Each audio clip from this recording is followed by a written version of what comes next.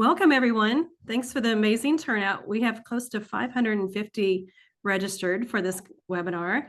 And today's webinar, GIS Workflows for Urban Heat Mapping, is being held as one of URISA's Climate and Community Resilience webinar series. This series was developed by the Climate and Community Resilience Committee, which explores the diverse and interconnected aspects of climate, equity, and community resilience, including climate mitigation and adaptation. The committee advances climate and community resilience through focused workshops, working groups, and technical and professional development activities like today's webinar. If you're new to URISA, you can learn more about the organization and the Climate and Community Resilience Committee by visiting the website.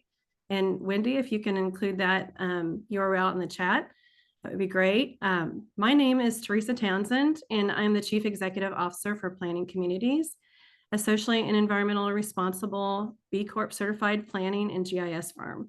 I am a past president of URISA and co-chair for the Climate and Community Resilience Committee and the chair for the Climate Change and Climate Equity Working Group. We thank you for tuning in today, and you are in for a real treat. Before we get started, we would like to know a little bit more about who's attending. So please take a few minutes, and we're going to post a poll. And we'll just give you just a minute to answer those two questions.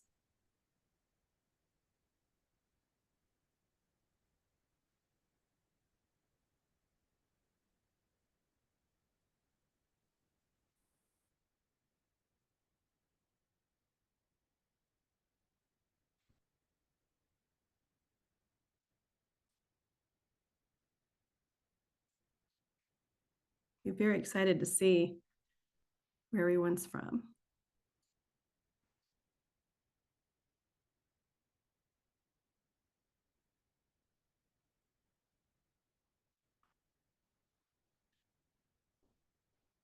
Okay. Give it just another few seconds, and then we'll if you wouldn't mind sharing the poll, Danielle, that would be awesome.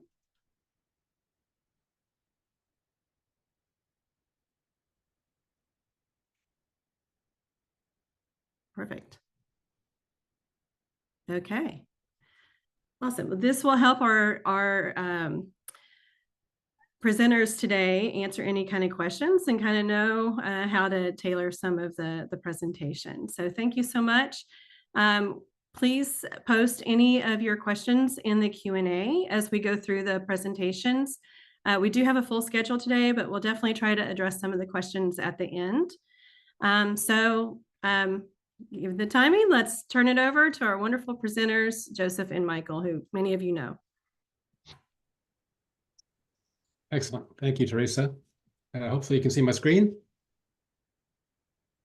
And what Joseph and I have done is we've taken our PowerPoint and put it into PDF format, so it'll be easier for us to share it with you all later on. So the URISA people can make sure everyone gets a copy of this, and also the links that we'll be showing briefly here. Before we get started, couple of quick introductions. Joseph, you want to start off? Well, greetings all. Joseph Kerski here. I serve with Michael on our Esri education team, supporting schools, universities, tribal community, technical colleges, libraries, and museums. Happy to be here. And I'm Michael Gould. And so as Joseph said, we work on the education outreach team together. I work globally, mostly outside of the US. I'm based in Spain normally. Today I'm calling in from New Jersey, but normally I'm in Spain. And as Joseph mentioned, we reach out to more than 10,000 universities and also other educational organizations. And increasingly, we work on capacity development projects. We're always looking to increase our knowledge, everyone. And so there's no shortage of projects for us to work on to help people to move forward. The sort of why us and why this topic is, I think, a pretty easy one for us.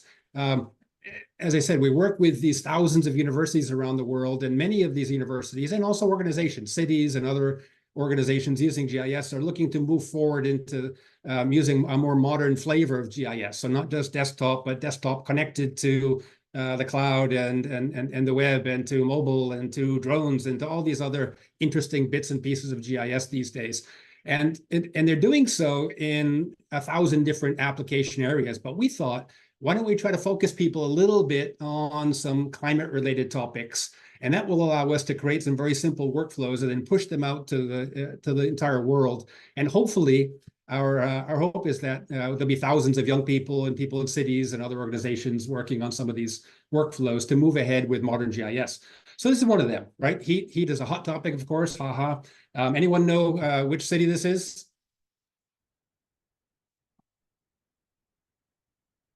Seoul, Korea. I bet none of you guessed Seoul, Korea. Lot of hot cities out there. The objectives of today's webinar are to look at how effectively GIS can be utilized to analyze urban extreme heat. And what are some of the workflows? And I think, you know, a lot of you people said you were GIS people, you know what workflows are, right? A series of steps to get a job done, to solve a problem. And as you know, of course, there's not one single workflow to do any particular thing with GIS. There are lots of different pathways. So we'll show you some examples, right? And you'll have your own preferred combination of steps to take to be able to answer some of these questions. So we'll show some workflows, some data sources, and some tools that can be used for some basic GIS related questions. So where does the extreme heat occur? How does tree cover affect heat, and where do we have tree cover or lack of? And then which are the vulnerable populations who are affected by this extreme heat? And the audience is a mix, as we have seen, university students, GIS professionals, urban planners, designers, et cetera, others, maybe some NGO, NPO people as well. So we're happy to have you on board, and we are so very happy to be collaborating with URISA and with the Climate and Community Resilience Committee. So it's super glad to be working with you all. And importantly, this is the first in a series of webinars to move ourselves ahead toward the GIS Pro conference, which is taking place in October in Portland, Maine. So we hope that you'll be able to join us on future webinars where we drill in a little bit more deeply to some of these topics. Today's going to be a fire hose of information, just a little bit of everything that's out there, and then you all can provide us with some feedback regarding what you'd like to know more of. Joseph? Well, folks, I know that you all in this community really love the tools, the geospatial tools. We saw in the poll that everybody on the webinar today is actually using GIS in some ways, research, teaching, etc. Yes, the tools are engaging.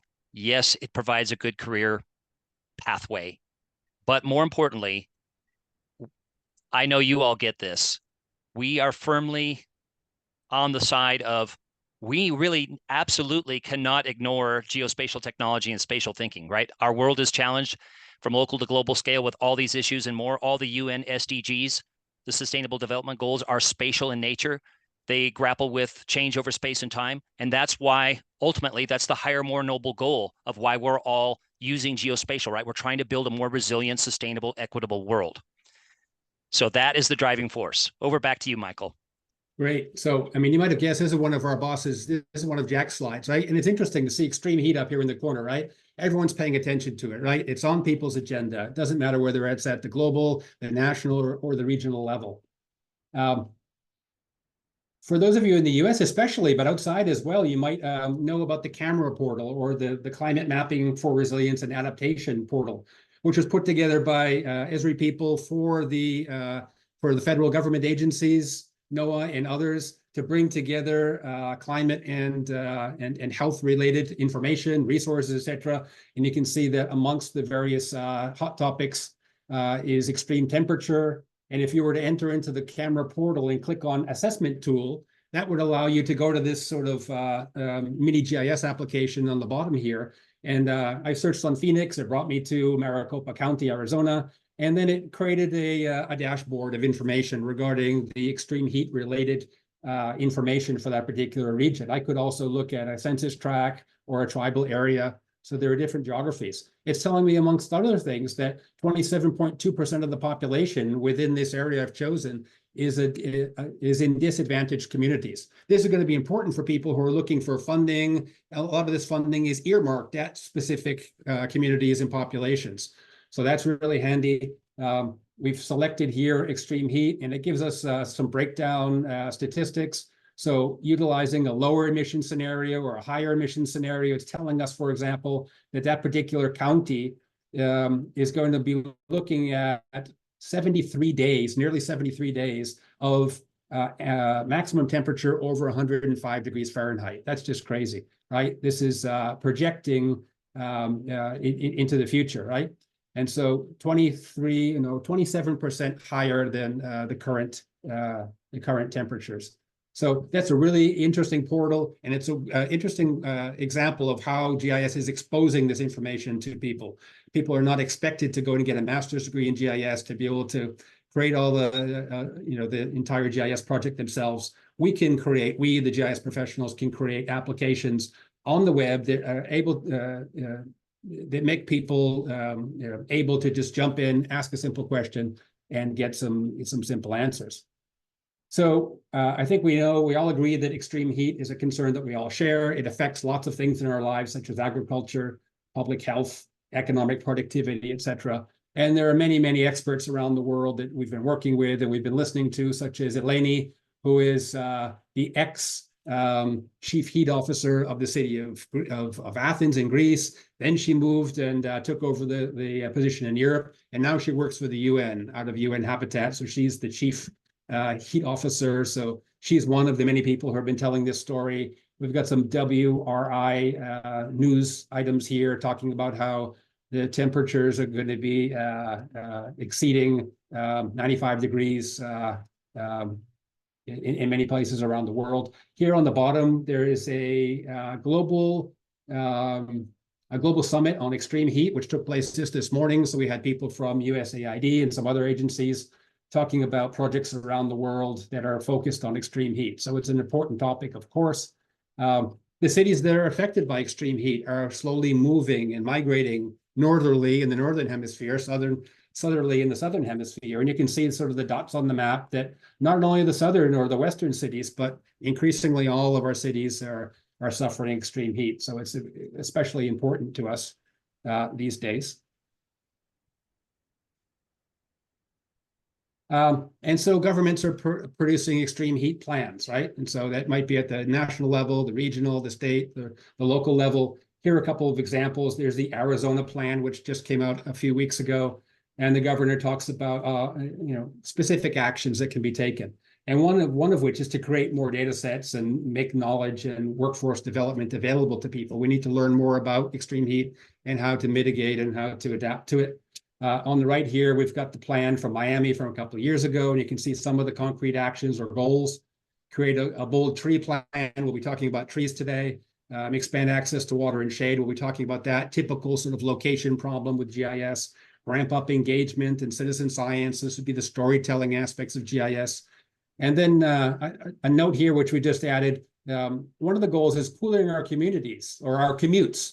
And this reminds us of an article that was just published a few weeks ago by some researchers at the Texas A&M University in Nature, the journal Nature. It talks about heat traps, how there are certain people who live in a census tract or in an area where they're not affected by extreme heat, but then they're forced to commute into it every day to go to work. Or you've got people who live and sleep in an extreme heat scenario, but they're able to escape and go to work, for example, in an air-conditioned office. But then you've got people, and this is what we're interested in here, people who are trapped, people who are living and sleeping in high heat areas and also working in them. And so these are people who would be basically trapped 24/7 in these heat islands.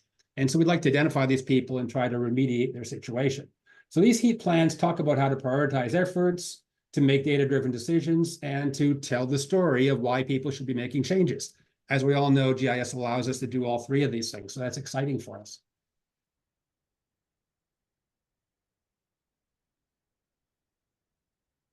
So the types of things that GIS can help us to do are, I think, obvious, right? It's to ask the where questions and the when questions. So we're going to be asking, where is the extreme heat? We're not going to get too much into prediction today, but some of the data sets that we'll be showing do have predictions built into them.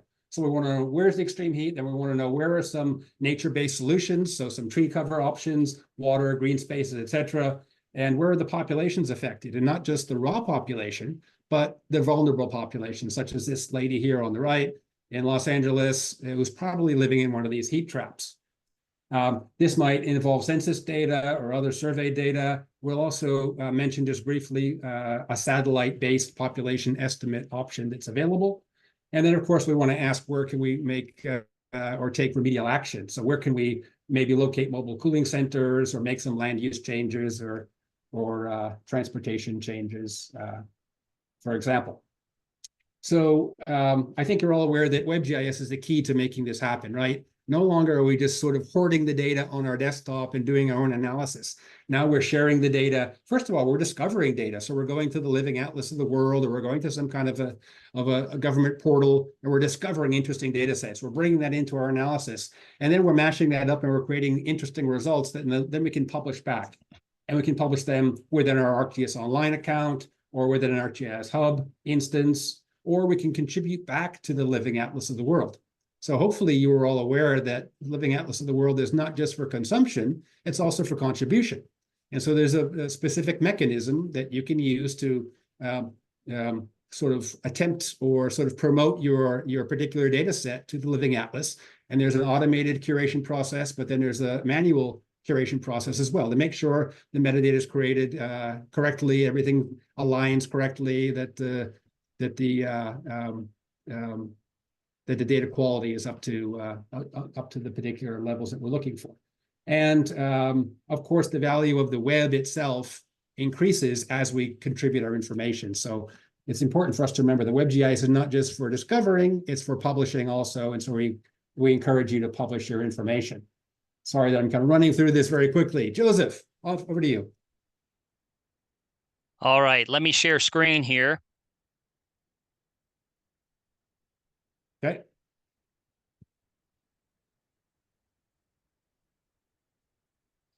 Michael has touched on this several times already, that the web paradigm that GIS has evolved into is really a major shift over what we had for many years.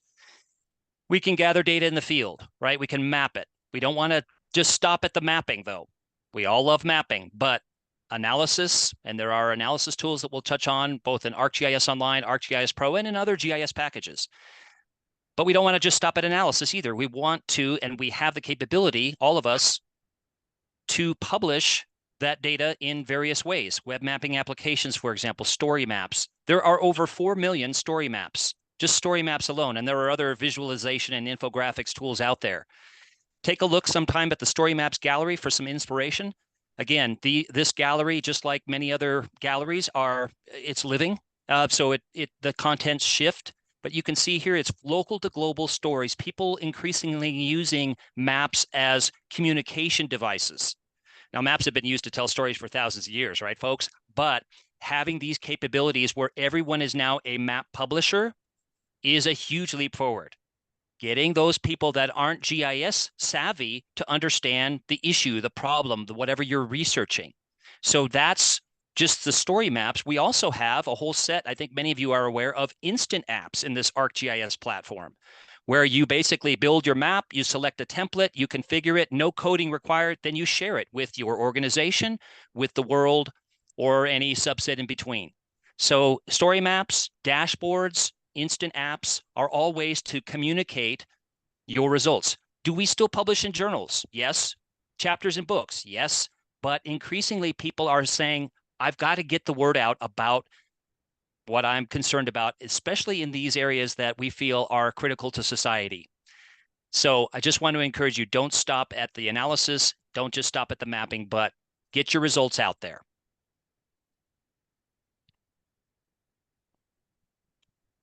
Over back to you, Michael. Thanks. Thanks, Joseph.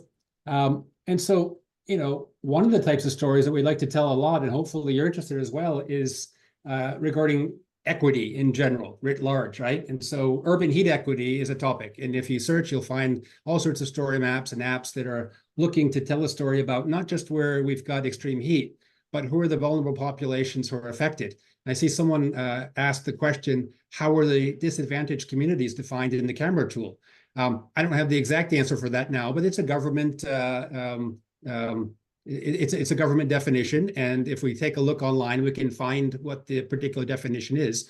The point is, you can define what you believe is equity. You can define what you think is the particular combination of factors that you would like to build in to an index. And that's one of the interesting things about this workflow. Here on the right side, we've got an example of what our colleague Nikki Wong has put together regarding environmental equity plan. And so she has created a multivariate map, bringing together all sorts of interesting environmental data from the state of California, but also overlaying population data. And so she is able to show where there are environmental issues in the dark purple, and then overlaid on that, the graduated circles showing the people of color of various types. And that is one particular definition of vulnerable people who are located in a particular area where there's a particular issue, right? So creating these indices is really, really an interesting way for us to tell the equity story and for us to be able to focus our efforts and our investment on particular areas, right? So that's really important for us. So let's get to some of the nuts and bolts here.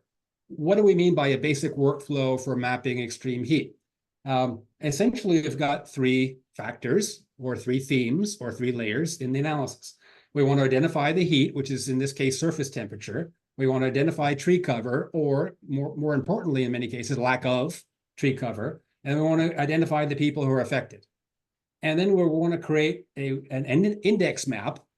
And either we just sort of add these three factors together, or we weight them. And again, the weighting is up to you and up to the subject matter experts to decide. And then we create this index map showing where we've got issues regarding extreme heat and vulnerable populations.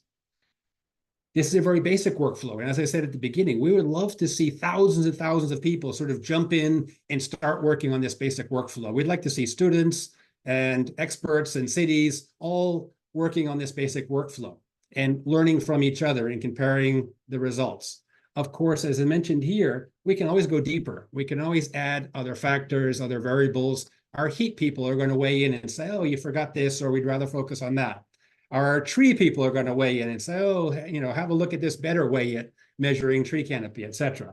Our population and our demographics people are going to have their specific ways of doing things, right? There's no one way, as we said, for running this workflow. But if we can all sort of raise to the level of comfort running through this basic workflow, then we can all, I think, make huge progress. And then we can decide later on how we would like to tweak and how we'd like to improve the workflow. And we'll do that in future webinars and in future meetings.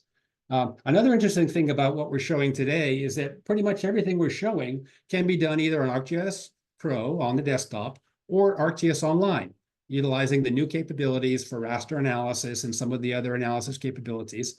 So pretty much everything we've been doing lately with all sorts of different groups has been utilizing actually mostly ArcGIS Online. But just so you know, if you've got access to Pro, if you've got access to ArcGIS Online, you've got those two options for running these workflows. Joseph?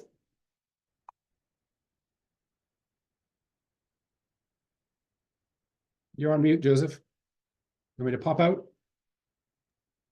Yep. Well, many thanks, Michael. Folks, we're really enjoying this together, and there is a question about, is this the same content that we learned in the climate MOOC from Esri? We'll talk about the MOOCs in a bit. Not exactly. We do touch on a few of the same resources, but let me go ahead and share screen there. I think you might need to unshare there, Michael, but you got it. Okay, sweet. Well, folks, one of the things that we wanted to talk about is these Living Atlas apps, the Living Atlas apps. Living Atlas, as Michael said, is a subset of ArcGIS Online. ArcGIS Online is a completely open platform. So you need to be, as I commented in that data blog in the chat box, you need to be, I think, critically aware of the data quality. Everybody is a map publisher. Everybody is a data publisher these days, right? It's not just the Ordnance Survey, the UK, the US Geological Survey, Rand McNally, et cetera, National Geographic. Everybody is a data publisher.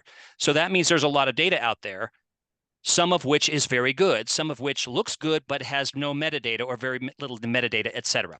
I know you all get that, but maybe this will help you articulate why data quality matters to your colleagues who might think, oh, online maps, that's great. I can trust every single one of them. Well, wait a minute, let's talk. But the Living Atlas is a subset. It's an authoritative data set of, as Michael said, contributed from various organizations around the world, metadata rich. And a subset of that, the Living Atlas library, if you will, is a set of apps. one of which is the Drought Aware app. That's just for the USA, but there's a water balance app. There's a land cover change app that uses Sentinel-2 data. I wish we had time to explore all these, Michael. There's a new Landsat Explorer, which is actually a screenshot of it right here, you can look at different renderings of the Landsat imagery right inside the web app. You can create a swipe map. You can create a map, as I've done here, with, okay, I want to find out what the temperature is on the surface at this location in Oman right now, or when the last satellite image in the collection was actually taken. So we want to encourage you, especially when you're articulating why this matters to colleagues that aren't necessarily GIS savvy. These apps are very intuitive. They require no sign-in. They're what I call level 1, where you're exploring, you're investigating, you're creating a couple of swipes, you're looking at different places around the world and different issues related to climate, etc. But there's also a level 2, which is intriguing. The level 2 is you take the data from the Living Atlas apps, such as Landsat imagery, the Sentinel-2 imagery, etc., and you put it inside ArcGIS Online and ArcGIS Pro for further analysis and to be able to add population density, biomes, ecoregions, mean annual precipitation, etc. That's the level 2. The level 3 is you can create your own apps, as I mentioned about 5 minutes ago, with these configurable templates, the story maps templates, the instant app templates. And if you want to customize and go a little bit deeper, there's Experience Builder, which used to be called the Web App Builder. And then there's also ways to get into the actual SDKs and APIs where you're fully into the Jupyter notebooks, etc. So there's lots of different levels depending on what you want to do with climate-related data in a GIS. So you want to give a little taste of that, or we can do that later? Yes, let's do that. Let's go to the Living Atlas apps. And I mentioned a moment ago that we are looking at the Landsat Explorer. That's just right here. And so you get a little information about the Landsat Explorer app. If you view application, this is the level 1 I talked about. You're just using the app. There's no sign in. And so now I can say, oh, I have these different renderers here. I want to look at color infrared. Okay. And I want to look at a certain area around the world. I can type that address in here, for example, as I was looking at earlier with Oman, and I was looking at the city on the coast. Okay, I've got that there. I can look at a swipe, and gosh, I don't know what the latest or the most cloud-free cover in, let's say, summertime is for this location. So I can look in here, and there's a tutorial, but without even that much of a tutorial, you can see that, oh, okay, if I pan across here, I've got a Landsat 9 image from last September with 2% clouds. So if I want to select that, I'm going to get that on the left side, and then I could do something similar to the right side. What about September the year before with very little cloud cover? And again, with the renderers and these swipe capabilities and these animate capabilities, and there's also, and I'll turn it over to Michael here. We get so excited about these apps. But there's also some analysis capabilities in here, what I would call web browser powerful but easy to use analysis capabilities. You can set a mask, for example, and you can find out where all the diseased vegetation or the unhealthy vegetation is in a certain area. That is, for example, by me here in Colorado, pine beetle infested. What areas are healthy, which areas are not healthy, according to this image, according to these data sets. That's a critical phrase, right, in all of the discussion today, according to the data that we're using right now. Okay, over to you, Michael. Hope this is intriguing, though, folks. Check out these Living Atlas apps. So we'll talk about that in just a moment, because we're going to have to go and we're going to want to extract from satellite imagery the land surface temperature. So where are we going to get that from? We're going to get it from the Landsat imagery. So going to that Explorer is a really cool kind of shortcut to be able to figure out where do we have a good image from last summer, right? So that's something to consider. Let me go back here and share mine. Thanks, Joseph. So to be able to run through this particular workflow, we're combining these 3 factors, right? The land surface temperature and the tree cover and the population. What got us started with this whole topic was this particular three series or 3 blog series that our colleague put together, Mark Gilbert, and it's called Build a Heat Risk Index for Local Climate Planning. And this is utilizing data from Seville, from Spain. And he runs through this sort of simple workflow, right? So we extract the temperature, then the canopy, then the population from 3 different data sources. We put them together and we've got an index. So this is an excellent way for you to get started. Just jump in here and run through his tutorial, right? And he's got a 3-part blog where he goes through the first phase here, and he says, we're going to go and we're going to identify the Landsat data, and we're going to pull out the temperature. And then we're going to constrain that to a particular geography, which is the city of Seville. And then we're going to jump to part 2, and we're going to extract tree cover from another data set, which is also available on the Living Atlas, which is the European Space Agency World Land Cover data set. We're going to pull the tree cover out of there. So he goes through all the steps necessary. And then the third step is that we figure out the population, which is vulnerable to this particular issue. And so he uses census geography from Seville, from Spain. You just plug in your own census data, best possible data, and you're off running. Okay, so that right there is how we got started. And that's how we would suggest that you get started. So regarding identifying the heat, we've mentioned people would normally extract that from the Landsat image.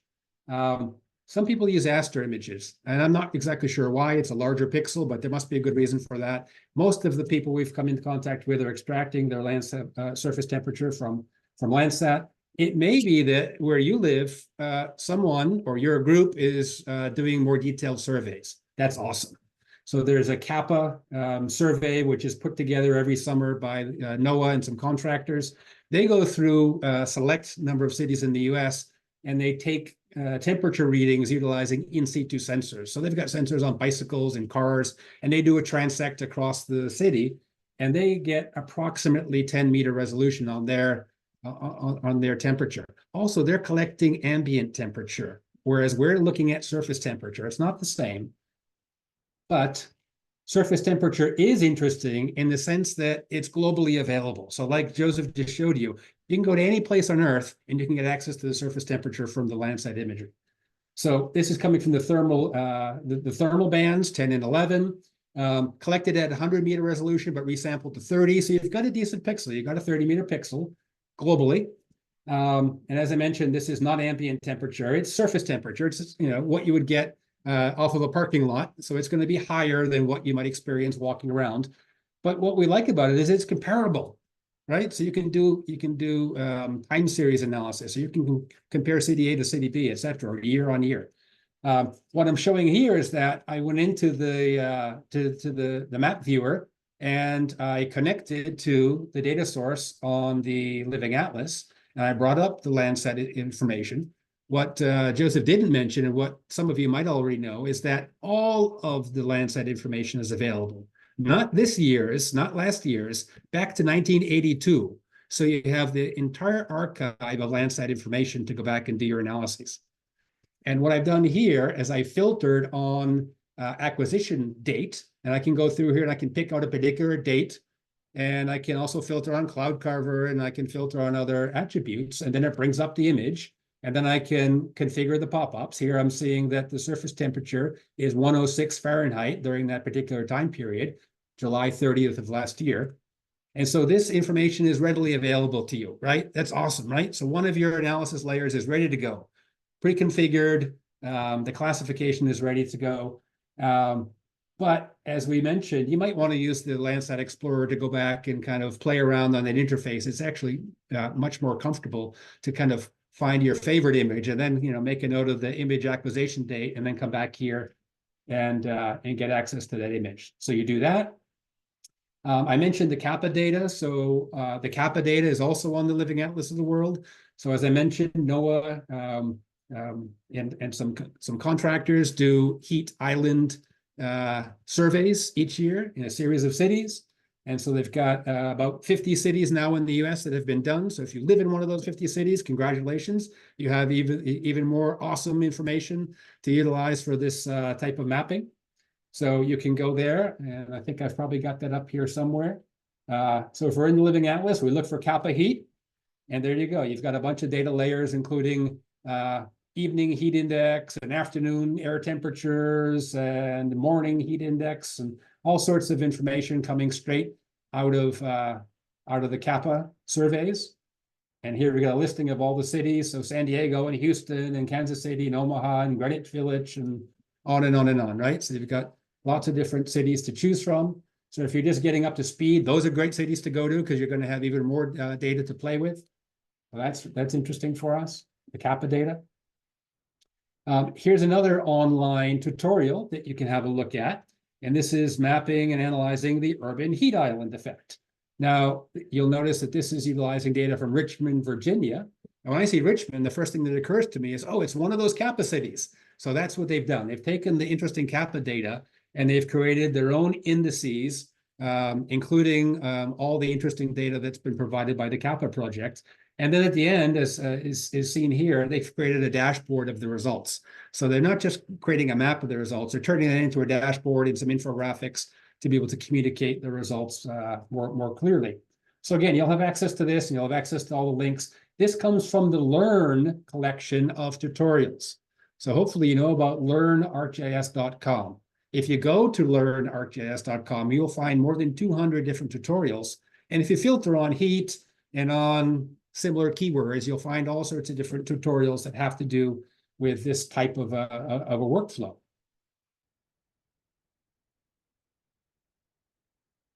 So heat.gov is an interesting place for you to go to if you're not familiar with that. This is a federal government website, collection of information and resources from various different institutions across the federal government. This is built on ArcGIS Hub. Lots of information, lots of data there available for you as well. Some of it will point back to the CAPA data. Some of it will point back to the Living Atlas. Everything is quite well connected these days, but you'll have a lot of good ideas regarding your heat mapping there at heat.gov. Okay, so we've got our heat information. Now we need to find our trees. So there are several different ways to do that. As the tutorials that we've shown you have done, they have gone to a particular land cover classified image, and they've pulled out the classes that are trees. It's very easy, and it's also a global data set. I think I've got that up here somewhere as well.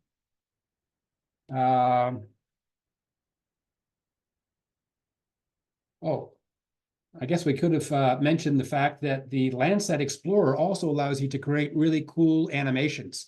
So you can bring up a whole series of images and you can put them together in an animation. So here's Redlands, California, where our headquarters office is. And this is sort of scrolling through all the months of last year and looking at how surface temperatures have evolved month by month.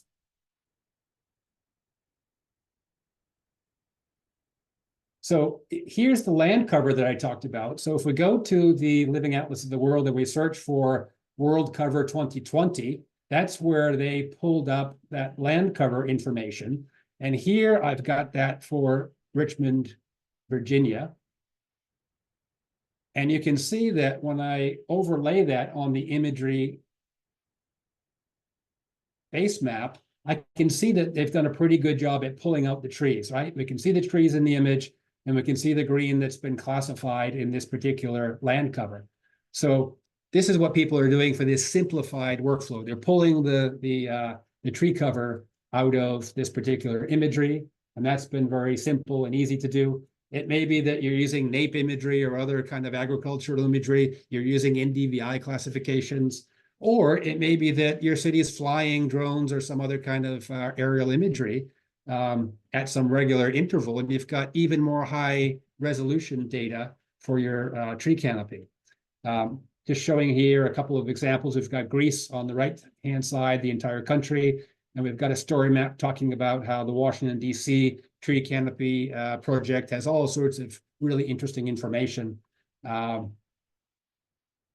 Here's tree canopy story map from Austin, Texas, and about how they've done some interesting canopy work. And they talk about the justice aspect as well. Are we planting trees in the right place?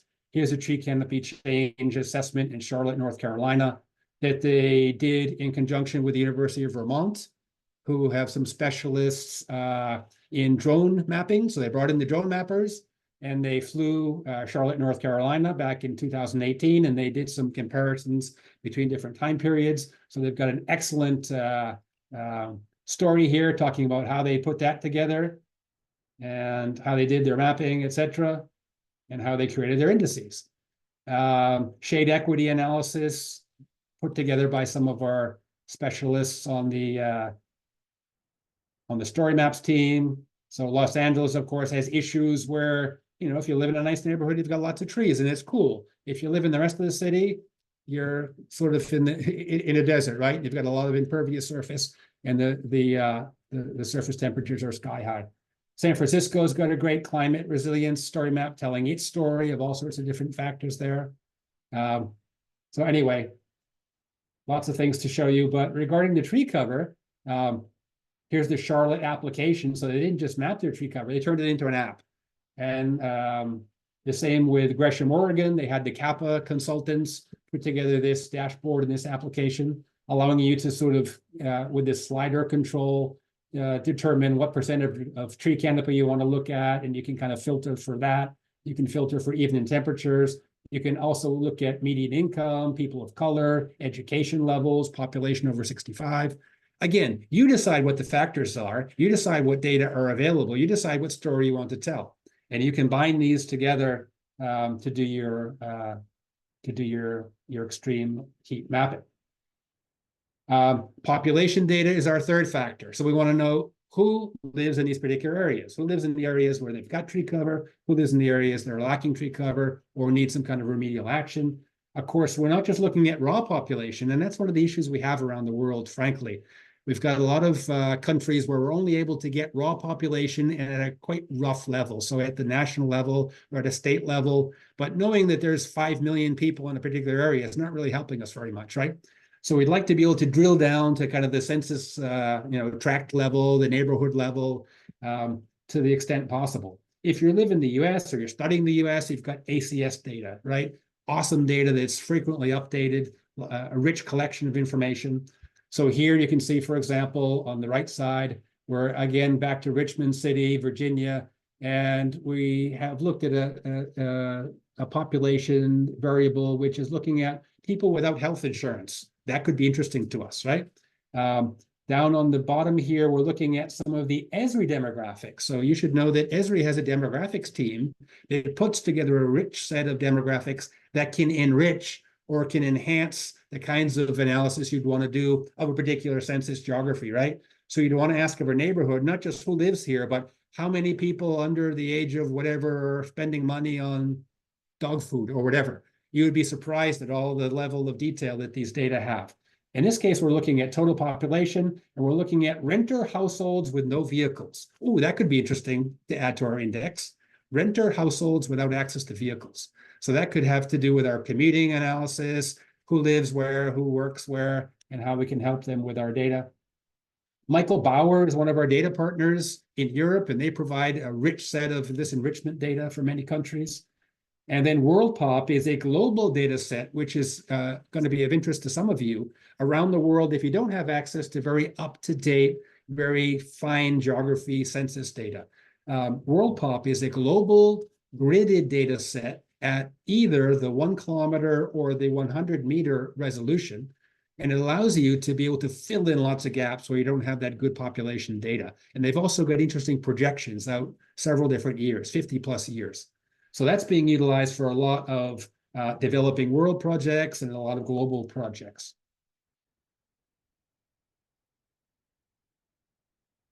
So again, heat equity is the name of the game here, right? We're not just looking for people, we're looking for the right people who we would like to serve, right? So that's really important to us. I'll mention very quickly a study that a couple of graduate students did in Athens, Greece. They took our climate MOOC, which someone was just asking about, and we'll mention that in just a moment. The climate MOOC, the climate action MOOC that we provided, and about 20,000 people signed up to that. It includes a 1-week exercise on doing some of this heat mapping. And it was utilizing Athens, Greece, and utilizing Atlas Greece population data. Well, a couple of these graduate students jumped in and they said, hey, our city, awesome. They replicated the study, but modifying the workflow. And again, it's important, right? We'll show you one workflow, but you can modify things and you can do things your own way. They decided they were going to not utilize that land cover classification. They were going to use NDVI to pull out their tree cover. Fine. They decided they didn't want to use the census geographies that we were using in the MOOC, and they used the world pop data.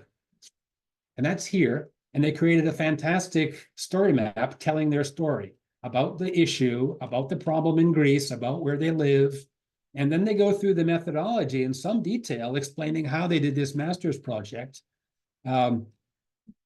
extracting these 3 layers, putting them together, creating their, their heat index. And they've got some really nice maps, some really nice imagery. So we would certainly encourage you to run through that story map and have a look at their workflow. And ideally, we would like everyone to replicate this, everyone to do this at home. It's so easy, right? The workflows are defined. You've got lots of best practice examples. The data are available.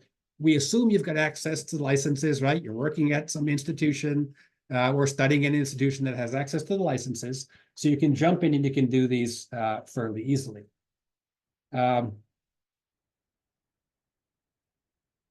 Again, running quickly through here. So we mentioned creating these indices, right? There's a functionality within ArcGIS Pro, but now recently made available in ArcGIS Online in the last release. So we're really happy about that. And this allows you to create these multivariate indices, right? It's not easy to show multiple things on a single map, right? Without confusing people. So this allows us to bring in various factors and to harmonize the data so that it makes sense together, and then create one of these indices that brings in 3, 4, 5 different factors. So this is a specific tutorial within this Learn tutorial collection showing you how to do that. And we're very happy that not only is there a technical white paper showing you how to go through in quite some detail creating these indices, and this white paper from last year assumes you're using ArcGIS Pro, but the product engineer, the person who put together all of this index calculation capability, whose name is Lynn Bowie, she put together a really nice blog article explaining how it works and how it can work on ArcGIS Online. And she pleasantly surprised us by utilizing a heat mapping example for Washington, D.C. So once again, we have a nice heat mapping example, and you can see the result here on the right, where she put all these factors together, and she's showing us where the darkest purple places, the darkest purple color are places where the afternoon temperature anomaly is higher, and where a higher percentage of people are in poverty, and a higher percentage of people are over 65 years old. So again, these are the factors she put together, that she adjusted, that she weighted, that she normalized, and then she created this output map. So that's an excellent example, that blog article, to give you some more information about how to create those indices. So what's next, right? Let's assume that you've done this, right? And you've created a heat map. Okay, super. GIS is great for making maps, but of course, we might want to go 1 or more steps further. Since many of you are expert GIS people, you know what some of these examples might be, right? So you can imagine how to go forward, right, and do some more interesting analyses, right? Not just, okay, people live here and they've got heat issues there, but where are they commuting? Or what's their walk time polygon or their drive time polygon? Who's within X amount of minutes of a cooling center? You can imagine all the sort of typical spatial questions to be answered. Cities are now locating mobile cooling centers, which are sometimes buses or shipping containers or whatever. There are various parts of the city in the summertime. Is there Wi-Fi coverage there? Are they convenient places for people to get to, etc.? Interesting questions to ask. We talked with some heat experts who told us, we're not so interested in tree cover. We'd like to know more about where are people living in informal housing or mobile homes, places where they might not have air conditioning. So some of our deep learning people on the AI team, they extracted mobile homes from imagery, and they're very capable of doing that. And that's been shared freely on the Living Atlas of the World as well. There's some really good models for pulling out pools or fountains or any kind of artifact you'd like to pull out of satellite imagery. All sorts of different resource allocation problems that ordinarily we would be doing to locate fire stations or something else. In this case, we'd want to be locating something that has to do with extreme heat. analysis of commuting options, and the list goes on and on and on. Joseph, you want to take over? I've been talking too much and too fast. Well, we do have we are very passionate about this, folks. I hope you can sense that. Yeah, let me go ahead and share a couple of resources here. Michael might need to let me do that. Here we go. All yours. And we've actually talked about this several times in the last hour. I wish we had more than 1 hour with you all, but you know where to find us, and we'll have our emails at the bottom of the slides today. A couple of people were asking about that. But the MOOCs, massive open online courses, they've been done by some universities, Penn State, Esri's got a collection. We've got one that we thought would be very pertinent to today's audience, you all, and that is the Climate Action MOOC. It starts on May 1, so it's sort of like a university course, so everybody goes through at the same pace to establish contacts and relationships with fellow colleagues that are also taking the course at the same time. Dawn Wright, our chief scientist, she is one of the co-instructors of the MOOC, so it's very high quality, it's very solid foundation, and it's fun, and it's interesting. So we encourage you to take a look at that. Another one that Michael actually mentioned, we're bumping up on the time, so I'm going to keep this pretty brief, but you'll have all the slides, but the Learn tutorials. These are on different scales, different topics, different tools, but many of them, as we've talked about in this webinar, are specific to climate and heat resilience. So there's a whole collection, GIS for climate resilience, that lower left graphic. Michael and I also wrote an article that sort of summarizes, especially for you instructors, how do I teach about this for students that might not be going into climate science full time, but we feel that they need to know something about this, whether they go into business or economics or something. Everybody needs to know something about climate, right, folks? So we put together this article about using WebGIS, so firmly anchored in the web-based tools. Again, lower learning curve, easy to grapple with, to teach climate resilience. We've got a number of resources that we mentioned today, but also things that we did not have time to mention, including a deeper dive into some of those apps that are nice intro pieces for this. So we wanted to mention that as well. We also have a set of climate education resources. Our team, as you know, Michael and I are on the education team serving schools and libraries, universities, museums. We've got these discipline-specific landing pages. They're not the end-all be-all, but they have case studies, they have lessons, they have data sets, approaches, strategies, case studies of people doing this kind of work. But one of them is on climate education that you might want to check out. Okay. All right. I'm going to turn it back to you, Michael. Or you can continue if you want. Go for it. Okay. I saw someone mentioned that OpenStreetMap is a great resource to get this information for some of our analyses as well. Absolutely. Absolutely. And we're using OpenStreetMap as one of our base maps, but also we're able to bring in and filter out specific OpenStreetMap elements, right, objects, and bring them into to our analysis. That's a great idea. So you're seeing the upcoming events, I hope. Yep. Okay, so we mentioned the MOOCs coming up very soon on April 3rd, so that's next week, the cartography MOOC. That's a fantastic MOOC if you haven't taken that cartography course. It's not about north arrows. It's all about creating this rich, multimedia cartography that we've shown a few examples of. That's a fantastic MOOC. And then the Climate Action MOOC comes around on May 1st again, so we encourage you to take that. Joseph will be at the Intermountain GIS Conference, which is a URISA event. In Idaho, right? May. Yep. Idaho. In May. Yep. Also in May on the 22nd, we will have this, you can see the image here, the Imagery and Remote Sensing Educators Summit. It's not only for educators. Anyone who's interested in imagery can join in. That's going to be online, and we'll have a lot of sort of interesting speakers and technology there, May 22nd. We have our Education Summit for a few days just before the main user conference in San Diego, so we encourage you to come and work with your education peers there. Of course, the user conference has lots of things going on. As we mentioned, this webinar and the future interactions that we may have together, and we hope that many of you will join us for the future sessions. This is leading to the GIS Pro half-day workshop, which we'll be running at the conference in Maine in October. And then ongoing sort of on a weekly basis, we've always got all sorts of different webinars and a monthly chat going on. So we encourage you to catch up with us there. Some quick takeaways, and you've got our contact information down there at the beginning. You can probably guess what our emails are, right? First initial, last name at esri.com. Hopefully we've been able to show you sort of quickly in a fire hose way that it's a perfect time to take action on extreme heat. ArcGIS can help in lots of different ways. We've shown you a bunch of different workflows, data sets, best practices, learning resources to help you to move ahead. Future meetings, we hope will allow us to drill in a little bit deeper on sort of more on how you do the imagery part and what some of the options are, more on creating the composite indices. We'll bring in Lynn, who's the composite index expert, and she'll show us, how to slice and dice our data to create nice indices. We can bring in demographics experts to talk about different ways to look at census data and other enrichment options.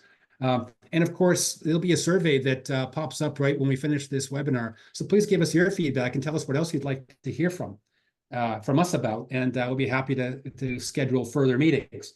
Once again, thanks a lot to our URISA colleagues and to you all for joining. I hope we've got a few scant minutes to jump into some questions, and if we don't get to your question, please do contact us and we'll be happy to reach out. Teresa, any hot topics we should jump into?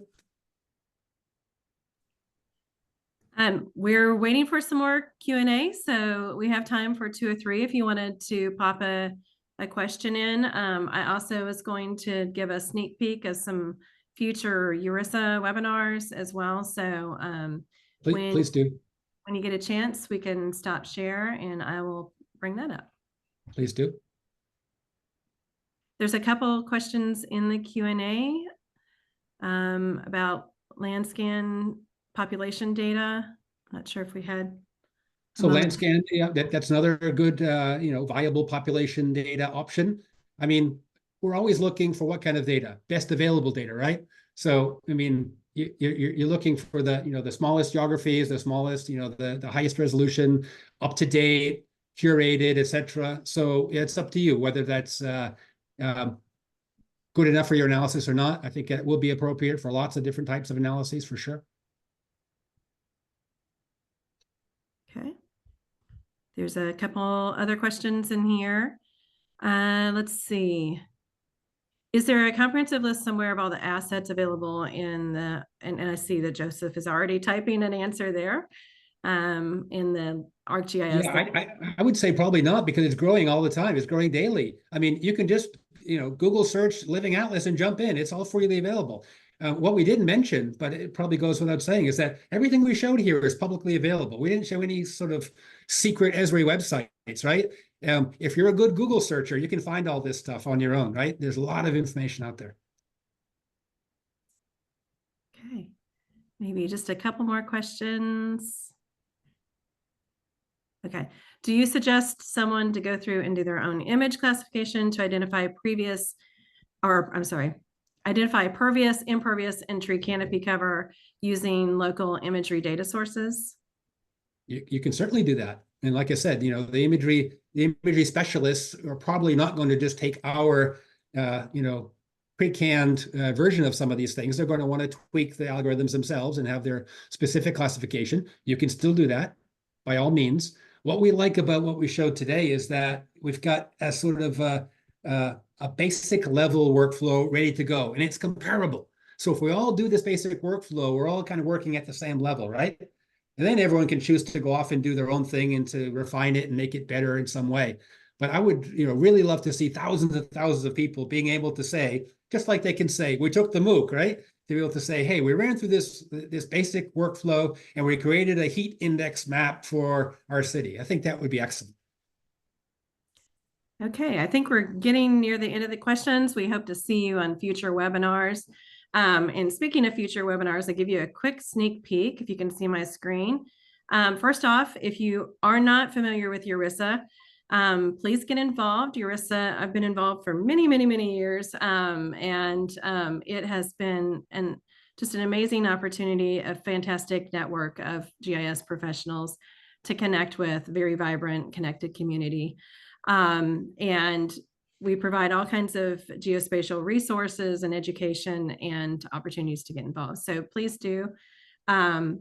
We do have some upcoming URISA webinars. On April 12th, there is the King County Smart Building Management System.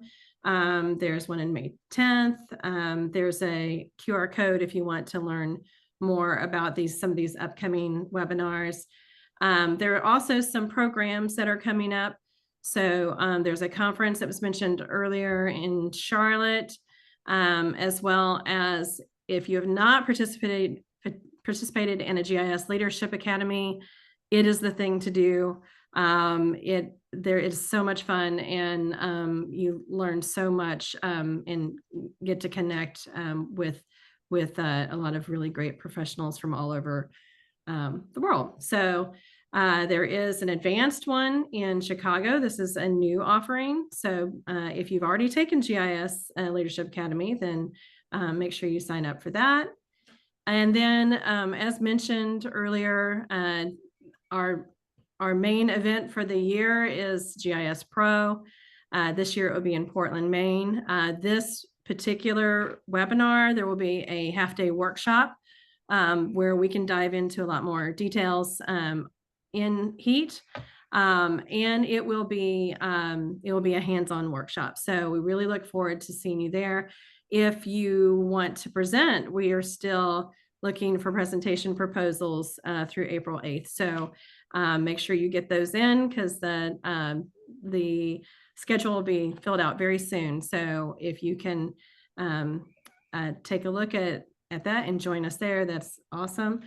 And then if you want to connect with URISA and some of the committees, such as the Climate Community Resilience Committee, please visit our website here. So we look forward to seeing you on future webinars, and thank you so much. Thank you all. Thanks, everybody. Hope to keep in touch.